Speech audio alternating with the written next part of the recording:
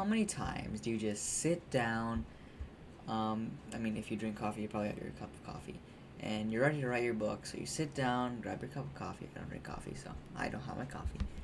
Let's say I have hot chocolate in my guess. You sit down, you're ready to write. You put your hands on your keyboard, and then all of a sudden, nothing happens. Just blank. Your mind is blank. It doesn't work. If this has ever happened to you, which it probably has, it's called writer's block. Or if it happens to artists who write music or maybe even paint, I guess. I don't know if it happens to painters. I don't know. But it. Painters, why would painters go through this? I don't know what they go through, guys. So if you guys actually do, then please excuse me. But almost the best, all of us, every author, every writer has gone through writer's block because it happens. It happens to everyone. You cannot avoid writer's block or plot holes. So this video will be going through 10 ways on how to overcome it or go against it. Of course, a couple of these are a bit weird, so don't don't judge me about it, but they do work. They truly do. And even I'm surprised that they do, but I've tried them and they do work. So let's get started with the first option, which is read a book. When you read a book, you get lots of ideas from it. Not necessarily, well, you're not really made stealing the ideas because these days nothing is original. So it's completely okay when you read a book and you get ideas from it. You can use those, probably a similar scene, or maybe don't make it word for word and copy the exact same thing. That's plagiarism. But if you do read a book, like for example, I have a copy of Fourth Wing right here. Um, if you take a scene like maybe when Violet goes through Parapet, if that's how you pronounce it, I actually don't know how to pronounce it. But if you get something similar to that, then it's totally normal. You could, nothing's original these days, so when you have an idea and it's somehow is something similar, has the same setting as another scene from a different book, it's completely okay. So when you read a book, you can use these ideas and get different scenes or maybe a different perspective on what your book might be even. So that's why I say reading a book really does help with writer's block. The next method would be to brainstorm, which is kind of similar, I guess, in a way to by reading a book, but not really, because when you brainstorm, it you get ideas from that too, but it's rather from your memory, or you don't have to read a book. But of course, you could find a story online, or maybe even a fiction, I guess, fan fiction, I guess. But it doesn't matter where you get it from. When you brainstorm, you can write down scenes, write down ideas, stuff that you could probably put in your book because I mean, it doesn't have to be a book, okay? Maybe even your own story that you're writing. Um, I just say book because I'm writing my own book, guys. Let's hope if we can get release my debut novel. Um, but that's a whole different topic. We're gonna let's get back on track. Um, when you brainstorm, you can easily get new ideas or new scenes, new settings, new idea. Well, I already said new ideas. Can't repeat the same things. Um, but either way, you get my idea. You don't really have to rely on something else, but when you brainstorm, it all comes from memory. So whatever you remember, you can use it and you can brainstorm, you can think hard. Now this is really one of the harder ways because it's not really useful when you're in writer's block because you're not going to brainstorm much.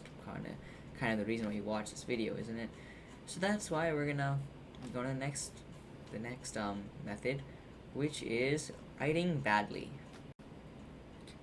I know it sounds obnoxious when I said it like that, writing badly, because the whole point of you writing a story or a novel or a book, whatever it is, you're trying to make it sound good and amazing and want more people to read it, but when you're in writer's block, it doesn't really matter because you're struggling to get ideas. So instead of just writing like you're supposed to and just focus really hard on what your next scene is. Maybe even like just open a separate document, or I guess if you're writing on paper, get a different sheet of paper, like something outside of your book, and just write badly. Ignore your punctuation, ignore your grammar, ignore spelling. Just write. It just make it look as like a kindergartner wrote it, I guess, or maybe someone from pre-K.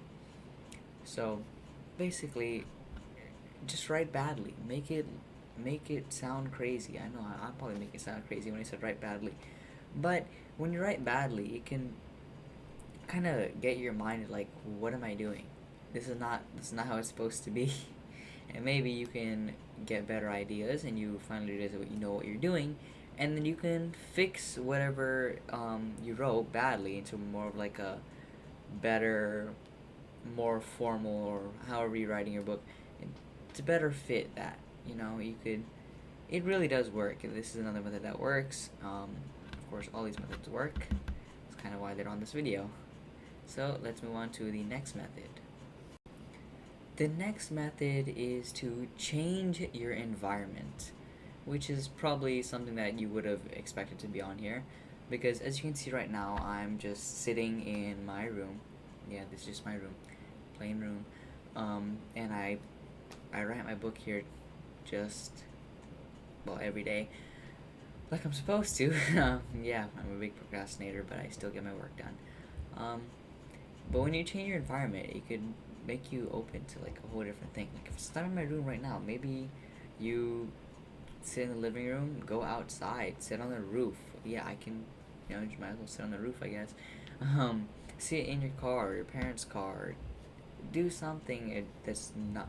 Do your book or do your writing somewhere that you haven't been before, or maybe even switch it up every week. Like one week you're over here in your room, next week you're in the living room, next week you're in your car, next week you're in, uh, I don't know, outside on the roof, I guess.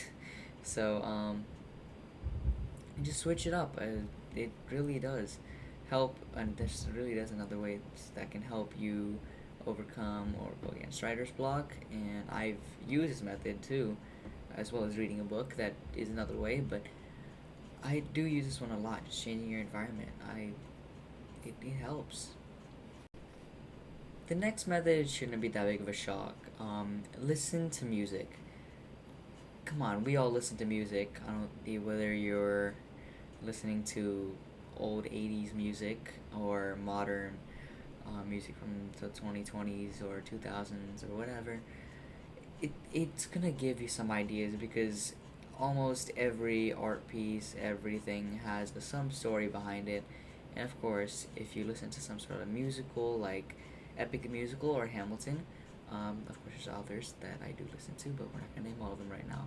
So, um, it really does help when you listen to music, because music has a story behind it, and that gives you ideas too. Maybe even you couldn't figure out the wording, then there's lots of creative words people use in music, because it's kind of like a poem, You need to get everything into rhyme and everything the correct amount of syllables, but it makes you find words that could really fit or something that you were looking for.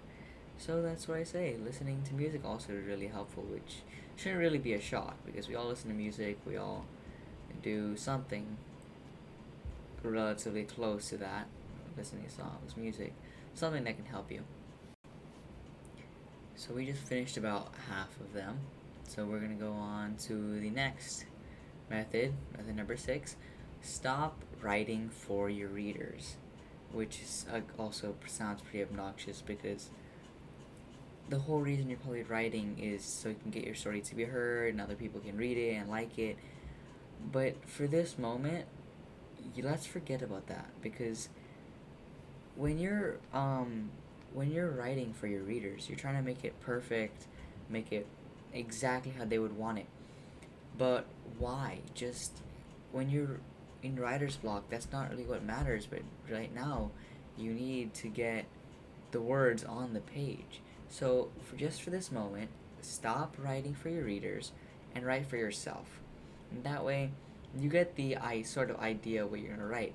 on the paper, and then later when you probably got, well, your ideas back, you could reformat that and see if it actually fits or however you'd like it. That's the main goal. And then second is through your readers, because the whole reason you're writing for your readers is so your story can be heard, or your book, you know. So yeah, stop writing for your readers. Now the next method might even be crazier, and which is take a shower. When you take a shower, let's be for real, all your shower thoughts get in your head and you have random thoughts, random stuff that goes in your head and you're like, what's the answer to that? Or wait, what if that's true? Or what if that happened? And then now you're just questioning your entire life decisions. But when you take a shower, you get all of these so you can use them for your book. When is a better time to find ideas? When your mind is endlessly going crazy about random ideas. So it it probably is the best method for certain books, I guess, when you want random stuff and you need some new scenes added. I guess that could help too. But as of now, for writer's block, that'll definitely do the job. Next method would be taking a walk. Just step outside and take a walk. It's pretty straightforward, okay? I mean, honestly, where else you're gonna find good ideas when your mind is completely blank and you don't know what to do? Take a walk. You're gonna get some scenic visuals on what to add in your book or your story. Come on, it. I'm pretty sure everyone should know this. When you take a walk, your mind becomes completely calm and peaceful, and then you could probably be able to think better, even if it doesn't have to do anything with the scene that you're walking through. You'll be able to think better when you're calm, and you can easily think better, and your mind's not going crazy. So it it's a great way to do that too. The next method is free write, which is pretty much the same as brainstorming, if you think about it. But when you free write, you could get a sheet of paper, like I said, same thing for pretty much brainstorming, but just write, write off of write off of memory, write off of anything that you have, just whatever you think your story was about, write it down in probably like a short paragraph or two. Just write it down, free write, get your ideas onto the paper. Then you know what you're doing. This is pretty much free writing, but obviously it's a little different from your brainstorming because then you don't really know. You're trying to add ideas in that way. So free writing is another way that you could do this. Just get it all down on the sheet of paper, which is great way to just spill out all your ideas, which is basically what the first stage of writing a book or a story would be about. Getting everything onto the sheets of paper, multiple sheets, fill up as much as you want, I guess, because no one's stopping you. There's no one there to stop you. Gotta follow that. It's that simple. So free write would also be pretty helpful when you're stuck in writer's block. Now for the final method, which is creating a mood board. Now, we all love the aesthetics that you feel when you write a book or a scene or actually forgot the word already. Um, the background, whatever it's called. I think I mentioned it earlier. But you guys know what I mean. Just give it a good feeling. You can create a mood board, and it really does help when you are trying to write a scene and it's like in the certain setting. That's the word I was looking for. In a certain setting, and you can give it like an actual feel as if you're actually there. You feel it. That mood. That's what mood boards are for.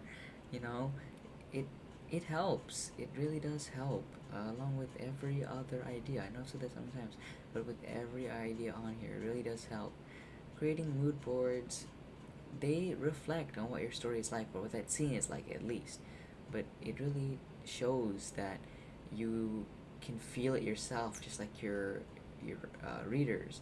Which obviously earlier I did say stop writing for your readers, but that's just to get over with your um, writer's block. But of course, the main goal here is to write for yourself and your readers. Put yourself first. So after you got in the writing for yourself part, then you create mood boards, which can help you write for your readers, which is just contradicts what I said earlier, but that's second. Writing for your readers is second. So create a mood board. Alright, so hopefully you guys have an idea on how to overcome writer's block. Obviously, there are other ideas that you could find, because you guys can make up whatever you want at this point. Because anything could work, almost anything you need. Like, stare at the wall. Use that color for a color scheme in one of your scenes, like a desert or something. I don't know.